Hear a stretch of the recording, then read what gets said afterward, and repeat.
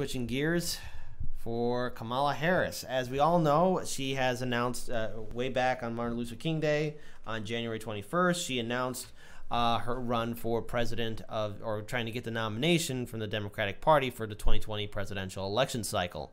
It's also very important to note that during this week, she had a very successful interview, didn't look staged, by CNN, and it was very effective. Even though she did make a statement that she was supporting Medicare for all, and then the next day later, she quickly backpedaled away from it. But it's also important to note that the president, President Trump, has also commented on Kamala Harris.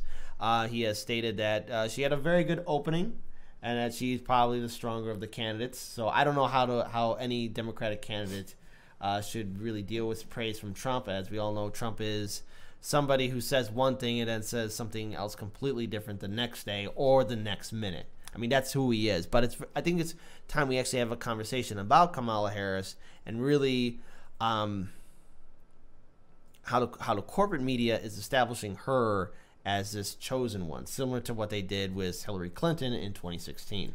I see a lot of excuses being made for Kamala Harris across the board. The comments that Trump made, basically praising her as a reasonable candidate, are one that we should be pointing to and go, really, you want the candidate that Trump likes? You want the one that Trump wants to run against? But instead, that will probably be buried. Yeah. People aren't going to talk about that. Instead, it will be focused on the fact that she's a minority woman of color, and she's going to get the intersectional vote, and she's good with the platitudes, and she says the right things, and people will back off from the fact that she's largely devoid of, policy positions. One of my favorite Twitter accounts to follow is a Twitter account named Kamala Harris is a Cop, which actually lends credence to the fact that the Democratic Party traditionally has a hard time with prosecutors, right? We don't have a lot of prosecutors in the Democratic Party. I think there's a good rhetorical and ideological reason for that, but don't let people who go, oh, we should support Kamala Harris, don't worry about the fact that she was a prosecutor.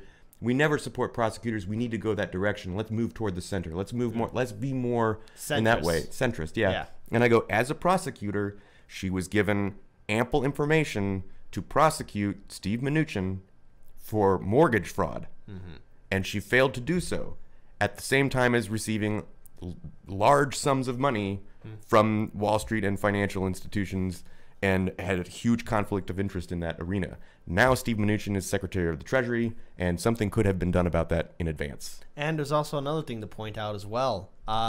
Her time as Attorney General in California also impacted a lot of minority communities in the state of California. Negatively. And as we said in the first hour, the United States has the most incarcerated people in the entire developed world.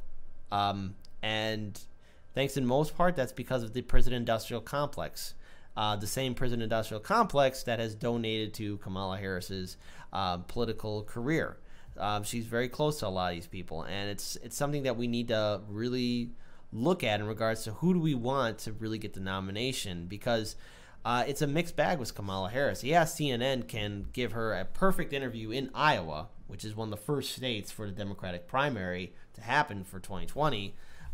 It's just they're really trying to pull out all the stops just to make it seem like Kamala Harris is the stronger of the candidates while ignoring all the others, maybe giving attention to Cory Booker because he's part of the establishment too. But again, it's very important that we look at who her character is, and the very fact that President Trump is going to say that, oh well, she had a really good opening, she's really strong, she's the best candidate out there. I would take a step back and say, well, why is President Trump saying that? This is a guy who doesn't like to lose. This is a guy who doesn't want to give praise to anyone, save for himself, his family, and those that will do his work for him. And then he'll backstab them, days later or so. But I mean, that's something to really question about Trump's, I guess, little growing praise for Kamala Harris. But then also we have to look at her political career and who she is as a person. Do you think he's got something over her? Do you think his Oppo research has turned up something that he thinks is a good lever to pull at? Probably not. And the thing is, even if that's the case, we got to remember a lot of people thought during the 2016 general election that Hillary Clinton had the election in the bag. I mean, even when we interviewed Jimmy Dore, he has said numerous times, not even on our show, but on other shows too, he didn't expect Donald Trump to win, but he won. And why was it that he was able to win? Because he was something different than the political system that we're used to. And Kamala Harris, and the Pied Piper strategy, and the fact that the media hyper-focused on him and all of this stuff. That too, but also, look, Kamala Harris and Cory Booker and all the other establishment Democrats, they talk a certain way, and it makes people reminiscent of the time of President Obama or Bill Clinton. Like, we want a president that's going to talk right, look right. And has the decorum and the level-headedness. Yeah, and did that work the last time in 2016? No, it failed miserably, and then people started to blame Russiagate and everything else on the very fact that how Clinton lost. And so with somebody like Kamala Harris, I think corporate media is setting itself up for failure the more they keep on doing all these glowing articles about her and not really being critical of her. I mean, it's very important that we be critical of all the politicians, from Trump, Kamala Harris, Bernie Sanders, Tulsi Gabbard, all of them. But I mean, this is just something that we have to deal with in regards to this neoliberal system that we have. Yeah, Carb Mouth is asking, do you think that Harris will win the Dem vote? I see that many of the others are already being attacked.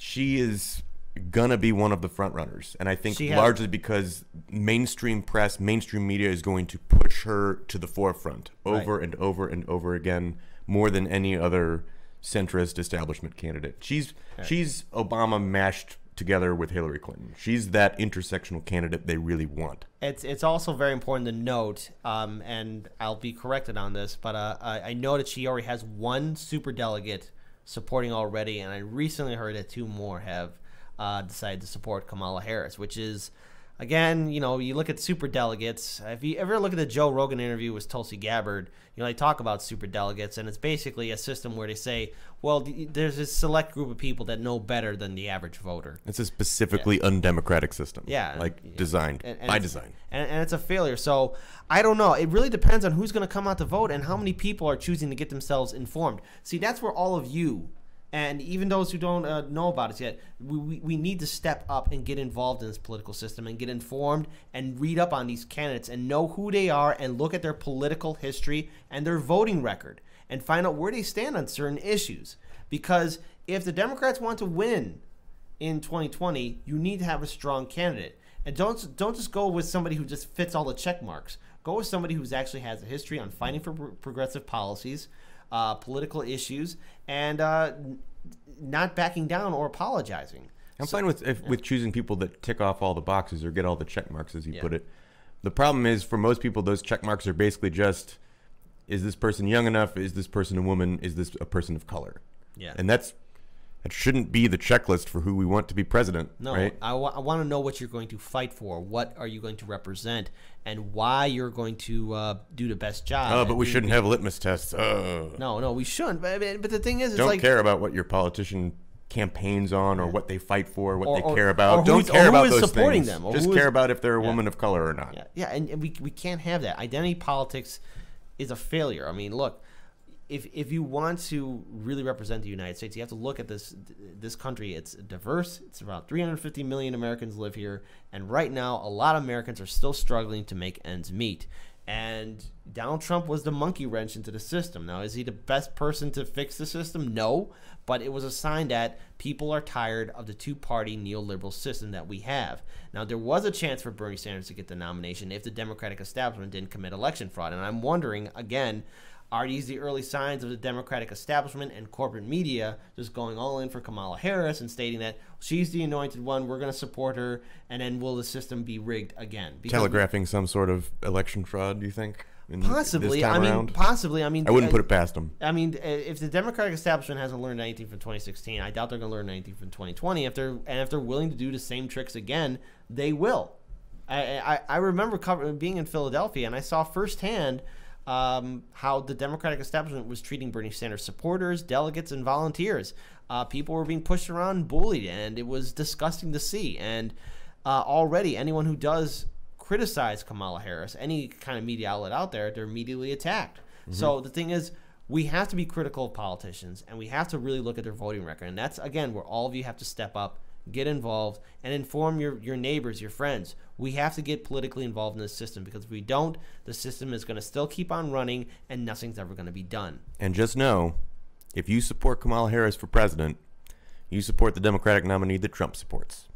Ooh, way to punch him in the gut, man. Just saying.